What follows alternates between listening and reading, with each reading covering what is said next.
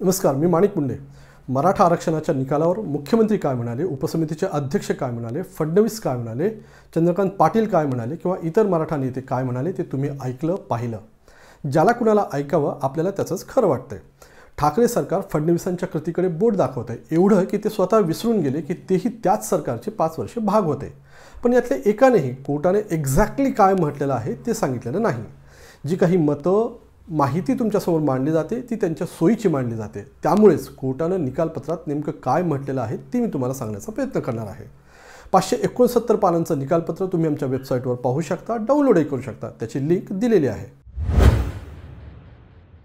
Supreme कोर्टासमोर एकूण 6 प्रश्न frame केलेली होती, त्यांची उत्तरं म्हणजेच हा निकाल आहे। त्यातला पहिला प्रश्न, मराठ्यांना आरक्षण देण्यासाठी एक्स्ट्राऑर्डिनरी परिस्थिती आहे की नाही।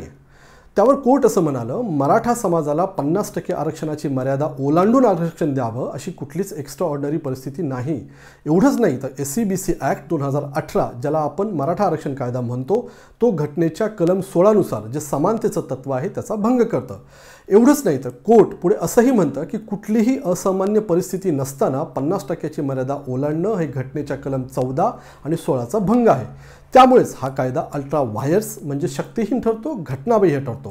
हे सुप्रीम कोर्टाचे जशास तसे शब्द आहेत। दुसरा प्रश्न जो कोर्टासमोर होता, सरकारी नोकऱ्यांमध्ये मराठ्यांचं पुरेसं प्रतिनिधित्व आहे का नाही आहे। सुप्रीम कोर्ट असं म्हणतं की ग्रेड A, B, C आणि D या 4ही क्लासमध्ये मराठ्यांचं नोकरीतलं प्रतिनिधित्व पुरेसं असून ते समाधानकारक आहे। एखाद्या समाजानं सरकारी नोकऱ्यांमध्ये एवढं प्रतिनिधित्व मिळवणं ही त्यांच्यासाठी अभिमानाची गोष्ट आहे आणि कुठल्याच पद्धतीनं त्यांना पुरेसं प्रतिनिधित्व नाही असं म्हणता येत नसल्याचं कोर्टानं म्हटलंय। एखाद्या समाजाला मागास घोषित करण्यासाठी सरकारी नोकऱ्यांमध्ये त्यांचं प्रतिनिधित्व पुरेसं नसणं ही घटनात्मक अट आहे, त्याची पूर्तता केली गेलेली नाही। त्यामुळेच मराठा समाजाला देण्यात आलेलं आरक्षण टिकाऊ नाही असं कोर्ट म्हणत आहे। इथंच सुप्रीम कोर्टाने एक महत्त्वाची गोष्ट सांगितलेली आहे। माझ्या दृष्टीने ती बाब एवढी महत्त्वाची आहे की ज्या आधारावर मराठा आरक्षणाची मागणी केली जाते किंवा केली गेली त्यालाच ही बाब छेद देणारी आहे। ती बाब कुठली? सुप्रीम कोर्ट असं म्हणालंय की सरकारी नोकऱ्यांमध्ये लोकसंख्येच्या प्रमाणात प्रतिनिधित्व मिळणं गरजेचं आहे असं नाही, तर ते पुरेसं आहे का ते फक्त पाहावं। कोर्ट पुढे असंही म्हणतं की गायकवाड कमिशननं पुरेशा प्रतिनिधित्वाच्या तत्वाऐवजी लोकसंख्येच्या प्रमाणातल्या तत्वावर कारवाई केली, ज्याची गरज नाही। आरक्षणासाठी कलम 14(4) नुसार पुरेसं प्रतिनिधित्व नसणं ही घटनात्मक प्रीकंडिशन आहे, ज्याची पूर्तता होत नाही। त्यामुळे मराठा आरक्षण हे घटनाबाह्य आणि अनसस्टेनेबल आहे। तिसरा प्रश्न जो कोर्टापुढे होता, मराठा समाज हा सामाजिक आणि शैक्षणिकदृष्ट्या मागास आहे की नाही आहे। सुप्रीम कोर्ट असं म्हणाले की गायकवाड कमिशनने ज्या फॅक्ट आणि फिगर्स दिलेल्या आहेत त्या हेच सिद्ध करतात की मराठा समाज खुल्या स्पर्धेत यशस्वी झालेला आहे। इंजिनिअरिंग आणि मेडिकल आणि पोस्ट ग्रॅज्युएशनमध्ये त्यांना प्रवेश मिळालेला आहे आणि त्यांचं प्रमाण दुर्लक्षित करण्यासारखं नाही। कोर्टानं पुढे अशीही नोंद घेतली जी अत्यंत महत्त्वाची आहे। ओपन कॅटेगरीतून मराठा समाजाचे 15.52% IAS, 27.85% IPS आणि 17.97% IFS एवढ्या जागा भरलेल्या आहेत। ही आकडेवारी गायकवाड कमिशननेच दिलेली असून प्रतिष्ठित अशा केंद्रीय सेवांमध्ये मराठ्यांचं प्रमाण सबस्टॅन्शियल असल्याचं सिद्ध करते। जो डाटा गायकवाड कमिशनने दिलेला आहे तोच मराठे हे सामाजिक आणि शैक्षणिकदृष्ट्या मागास नसल्याचं सिद्ध करतात। मराठ्यांना मागास ठरवण्यासाठी गायकवाड कमिशननं ज्या मार्किंग सिस्टीमचा आधार घेतलाय तो पुरेसा नसल्याचंही कोर्टानं स्पष्ट केलंय। चौथा प्रश्न जो कोर्टासमोर होता, इंदिरा स्वानी खटल्याचा पुनर्विचार का केला जाऊ नये। हा तोच खटला आहे ज्याच्यामुळे आरक्षणाची 50%ची मर्यादा अस्तित्वात आली। आरक्षणाची मागणी करणाऱ्या याचिकाकर्त्यांनी ह्या केसचा पुनर्विचार करावा अशी मागणी कोर्टाकडे केली होती। त्यावर सुप्रीम कोर्ट असं म्हणतं की त्याची खरंच गरज वाटत नाही, कारण 9 जजेसच्या बेंचनं इंदिरा स्वानी खटल्यात 50% आरक्षणाची मर्यादा घालून दिली आहे। अनेक खटल्यांचा निकाल देताना ही मर्यादा पाळली गेली आहे, ती आता स्वीकारलीही गेली आहे। त्यामुळेच ना इंदिरा स्वानी खटल्याचा पुनर्विचार करणं गरजेचं आहे, ना त्याला आणखी मोठ्या बेंचकडे रेफर करण्याची गरज आहे।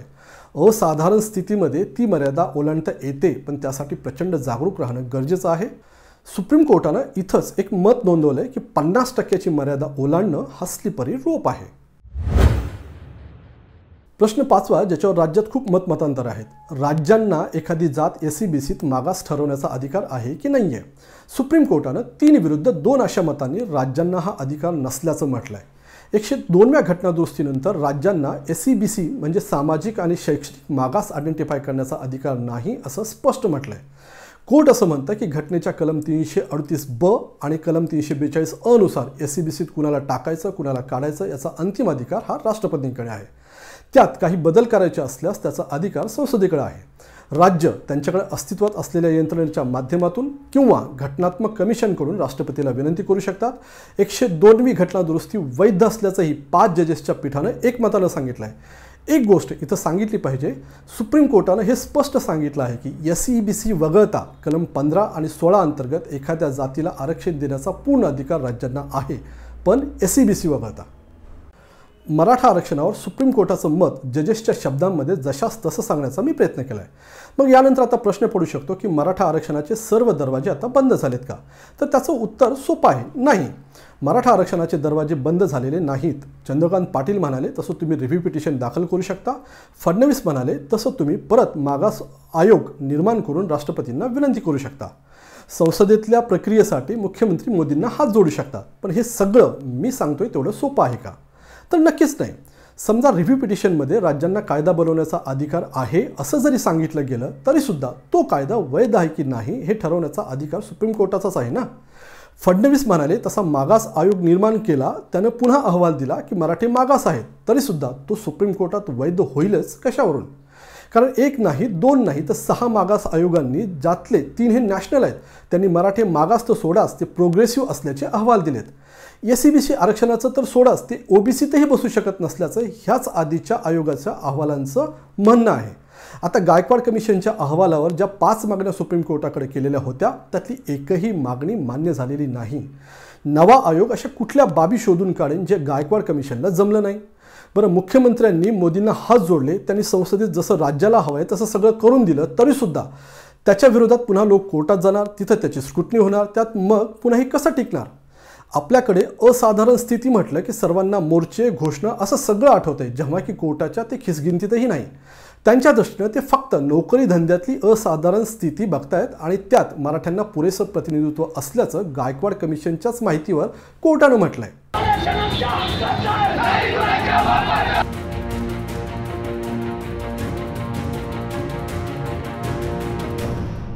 मग मराठ्यांना आरक्षण मिळणार की नाही? माझ्या दृष्टीनं हिमालय उचलून आणण्या एवढं ते अवघड आहे।